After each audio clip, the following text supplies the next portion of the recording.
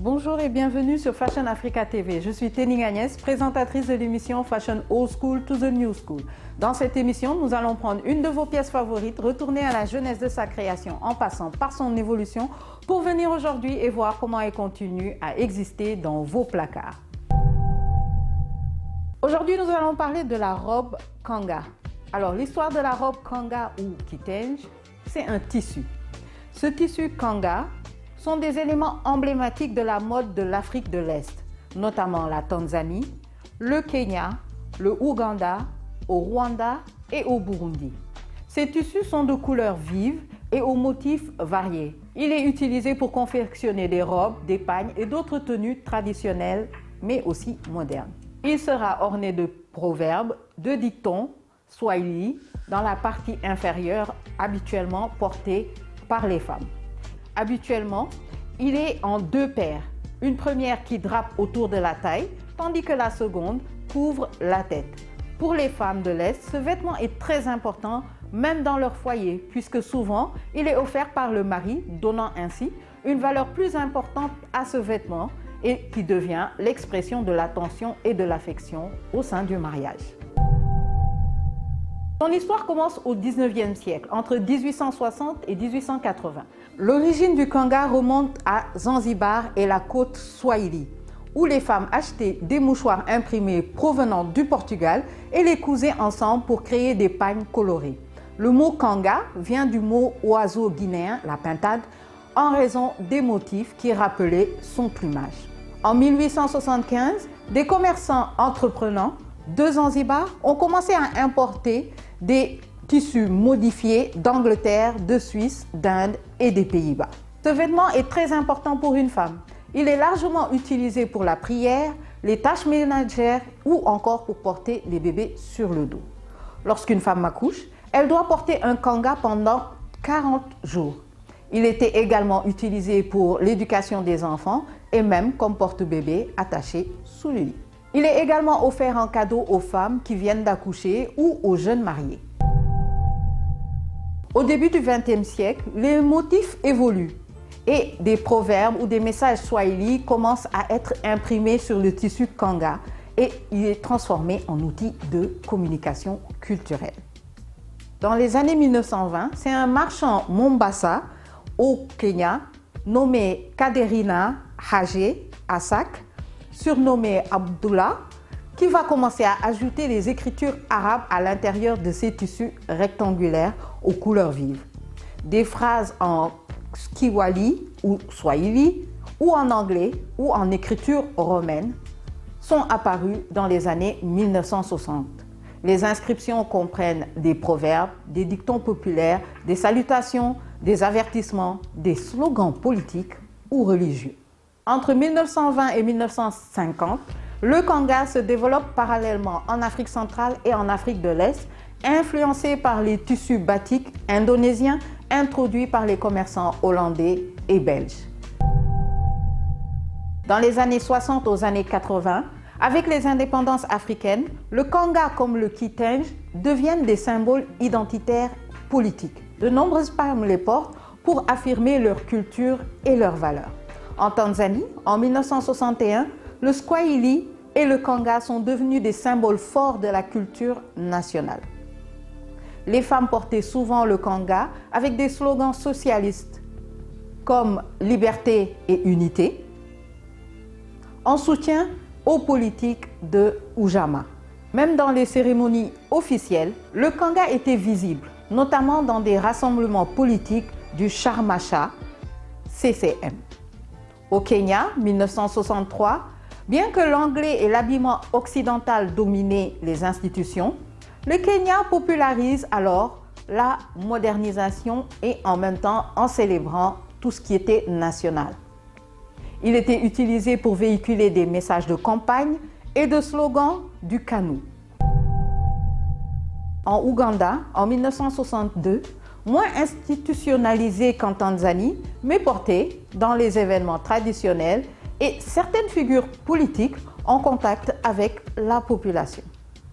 Sous Idi Amin en 1970, les vêtements africains, dont le kanga, ont été encouragés par la politique qui rejette l'Occident. Cependant, les parlements et institutions gouvernementaires, le port du kanga restait rare dans les administrations où l'influence occidentale s'imposait encore avec le costume et la cravate pour les hommes et des tenues beaucoup plus formelles pour les femmes. Toutefois, lors des journées nationales des fonctionnaires et députés, tous apparaissaient parfois en kanga, notamment en Tanzanie. Dans l'éducation et les cérémonies officielles, en Tanzanie et au Kenya, le kanga était couramment porté lors des cérémonies de remise de diplômes ou des événements nationaux. Il était aussi utilisé dans les écoles pour enseigner les valeurs sociales grâce aux proverbes écrits sur le tissu. Dans le mouvement féminin et les premières dames, plusieurs étaient vues en kanga, surtout celles de l'Afrique de l'Ouest, pour présenter une identité nationale et soutenir leurs hommes. Maman Maria, épouse de Julius Nyerere, était souvent vue en kanga lors des événements officiels. Dans les années 1980 à 1990, les femmes utilisent le kanga pour exprimer leur opinion politique en imprimant des messages critiques ou des soutiens aux dirigeants. Pendant les campagnes électorales, des kangas sont imprimés avec les visages et les slogans des candidats. En Tanzanie, les partis politiques offrent des kangas même aux électeurs pour renforcer leur influence. À partir des années 2000, le kanga est de plus en plus intégré dans la mode contemporaine. À la fois en Afrique et à l'international, de grands créateurs utilisent le kanga dans leurs collections beaucoup plus modernes. Des créateurs inspirés par le kanga et d'autres tissus africains voient le jour. Lisa Folaio, nigériane, la créatrice de la marque Gelways by Lisa, elle aussi modernise le tissu africain avec des coupes très contemporaines. Elle est suivie par Stella Jean, haïtienne et italienne, qui utilise des tissus kanga et kitenge pour confectionner ses célèbres collections liées au métissage culturel. Maxora Africa, aussi d'Afrique du Sud, est connue pour ses créations mélangeant les motifs africains au design moderne. Tanzania Mitendo, marque tanzanienne, promeut elle aussi la mode locale en utilisant le kanga. Le Visco, bien sûr, originaire des Pays-Bas, même si cette marque est d'origine européenne, représente l'Afrique et reste un des grands fabricants actuels de kanga. Lupita Nyong'o, l'actrice kenyane, elle aussi a souvent porté des robes en kitenge ou en kanga lors d'événements internationaux. Beyoncé aussi a été vue à plusieurs reprises avec des tissus africains pour des clips ou des shootings photos inspirés de la culture africaine. Michelle Obama aussi a porté des créations inspirées soit du wax, du kitenge ou du kanga. Alek Wek, la mannequin soudanaise, elle aussi propose souvent des looks avec des tissus africains.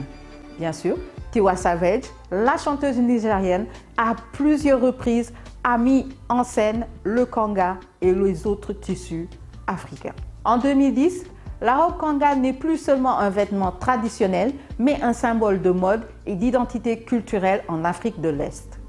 Elle se modernise avec des designs contemporains et devient un élément incontournable dans la politique, la musique et les mouvements de mode africains. 2010, le kanga dans la haute couture, c'est plusieurs créateurs est-africains qui modernisent le kanga en l'adaptant aux tendances mondiales. Des stylistes comme Alfadi du Nigeria, Kiko Romeo du Kenya, Mustapha de Tanzanie intègrent le kanga dans leur collection. Une tendance fusion entre le style africain et occidental. De plus en plus de jeunes femmes en Tanzanie et au Kenya adoptent des robes kanga modernes, ajustées, parfois mélangées avec d'autres tissus comme le wax. L'apparition des robes maxi en kanga, adaptées aux événements sociaux et aux cérémonies aussi, font le retour de ce tissu.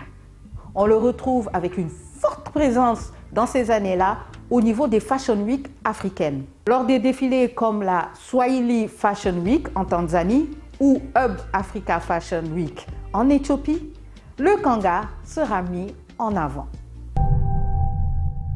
Au Kenya et en Tanzanie, les politiciens offrent des kangas imprimés avec leur slogan pour séduire les électeurs. Les exemples de slogans politiques que vous trouvez sur les kangas en 2010 seront paix et développement en Tanzanie. Bien sûr, l'engagement des premières dames aussi dans la politique vont mettre en avant le kanga. Salma Kikwete, première dame de Tanzanie en 2010, porte régulièrement des robes en kanga lors des événements officiels. Aussi, dans les médias, les célébrités arborent justement le kanga, comme Lady Jade de Tanzanie, Avril du Kenya, qui intègrent le kanga dans leurs clips et les tenues de scène. En 2010, certaines présentatrices de télé au Kenya et en Tanzanie commencent elles aussi à porter le kanga pour valoriser la mode locale. À partir de 2020, face à la pandémie, les artisans, eux aussi, designers africains de l'Est, vont innover en créant des masques spéciaux en kanga, alliant ainsi la protection et l'expression culturelle. En 2022, les expositions et reconnaissances internationales vont mettre en avant aussi le kanga. Des expositions carrément dédiées au kanga ont même été organisées dans des musées d'Europe, des États-Unis, mettant en lumière sa riche histoire et sa signification culturelle. Plusieurs références de grandes maisons de luxe aussi ont été notées. Dans la haute couture, Chanel. Sous la direction de Virgile Viard, Chanel a exposé différentes influences culturelles. Bien que la maison soit réputée pour son engagement envers les artisanats, aucune collection spécifique n'a été mise en avant. Mais le kanga apparaît entre 2020 et 2024 chez Chanel. Elisab aussi, connue pour ses créations très élégantes, présente dans des collections haute couture entre 2020 et 2024 le kanga.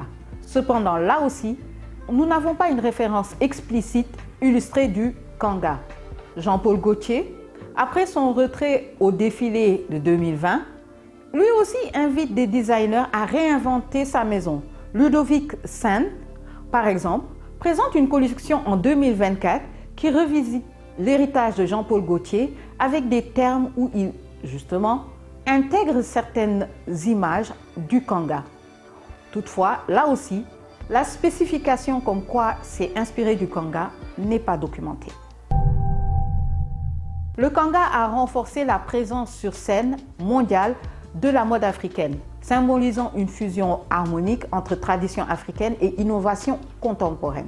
Son intégration dans les événements majeurs et sa collaboration avec des designers internationaux soulignent son rôle en tant qu'élément emblématique du patrimoine culturel est-africain, tout en s'inspirant de la haute couture de maintenant. Voilà, c'était tout pour moi aujourd'hui par rapport au kanga. J'espère que vous avez appris quelque chose de nouveau sur le kanga et que vous aussi, vous vous intéressez à acquérir ce genre de pièces. Je vous dis à très bientôt pour un prochain épisode sur Fashion Africa TV.